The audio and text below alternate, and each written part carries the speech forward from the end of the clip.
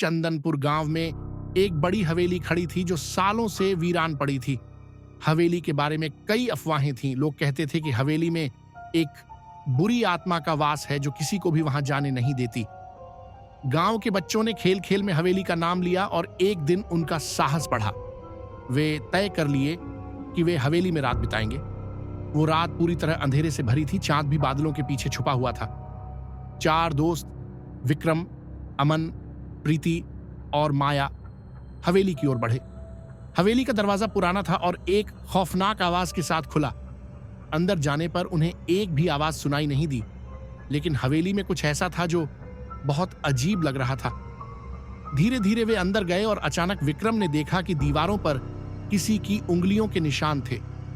हवा की हल्की सी सरसराहट के साथ हवेली में एक कटा हुआ सन्नाटा था। वे घबराए हुए थे, लेकिन हिम्मत जुटाकर वे एक कमरे में चले गए। वहां रखे पुराने फर्नीचर पर धूल की परत छड़ी हुई थी। तभी अचानक एक बुरी आवाज आई, जैसे किसी ने चिल्लाया हो। प्रीति और माया डर के मारे चिल्ला पड़ी। विक्रम और अमन भी समझ नहीं पाए कि यह आवाज कहां से आ रही थी। तभी एक कटा हुआ चेहरा सामने आया जो बहुत ही डरावना था। यह उस हवेली की बुरी आत्मा थी जो अपनी मौत के बाद भी वहां बंदी थी। हवा तेज हो गई और कमरे की दीवारों से खून टपकने लगा। चारों घबराए हुए बाहर भागने लगे, लेकिन दरवाजा खुद ब खुद बंद हो गया। उन चारों को महसूस हुआ कि वे इस हवेली में फंसे हुए हैं। वे एक एक करके दरवाजे को खोलने की कोशिश करते, लेकिन वो नहीं खुला। सिर्फ एक चीज बची थी और वह थी इस भूतिया हवेली से भागने का तरीका। विक्रम ने देखा कि कमरे के कोने में एक पुराना संदूक रखा हुआ था, जिसे खोलने पर एक कटा हुआ डायरी पन्ना निकला। पन्ने पर लिखा था, जो इस हवेली में आएगा वह कभी ना लौटेगा जब तक आत्मा की शांति ना हो जाए। तभी अचानक उस आत्मा ने उनका पीछा करना शुरू किया। वह चारों दौड़ते हुए हवेली के बाहर आए और जैसे ही उन्होंने दरवाजे को खोला, सूरज की किरणें उभरने लगीं। लेकिन उस दिन के बाद से कोई भी फिर कभी हवेली में कदम रखने की हिम्मत नहीं कर पाया।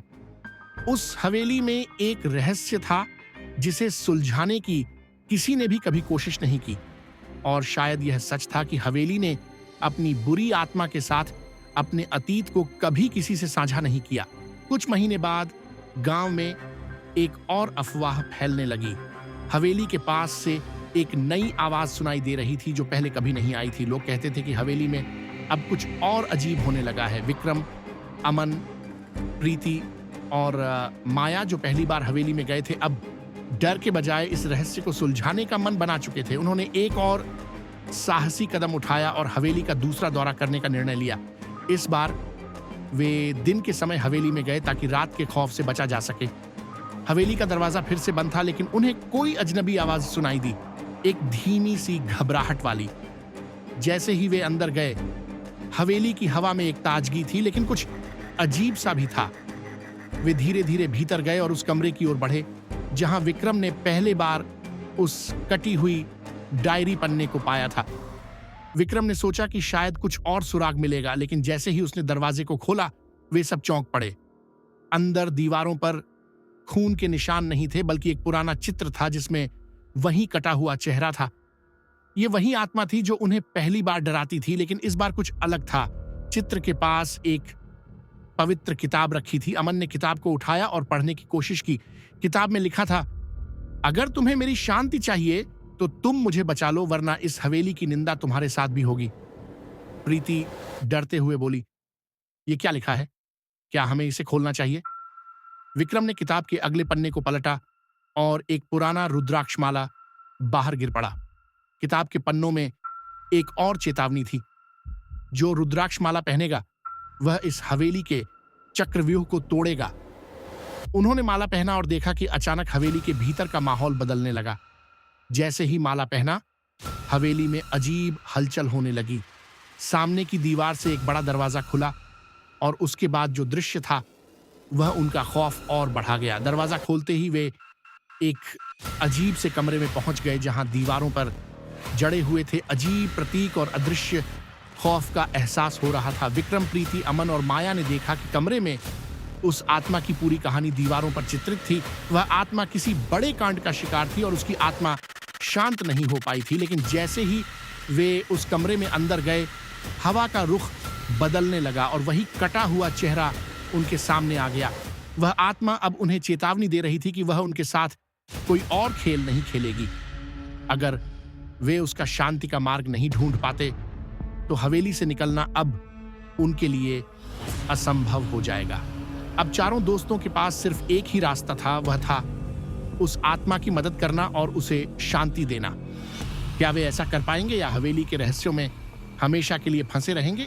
विक्रम, प्रीति, अमन और माया ने अपने कदम आगे बढ़ाए।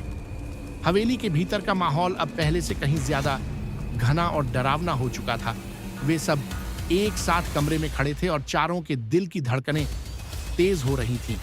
रुद्राक्ष माला पहने हुए विक्रम ने किताब के अंतिम पन्ने पर लिखे गए शब्दों को ध्यान से पढ़ा। उसमें लिखा था, जो आत्मा बंदी है उसे शांति देने का एकमात्र तरीका है उसकी पूरी कहानी जानना।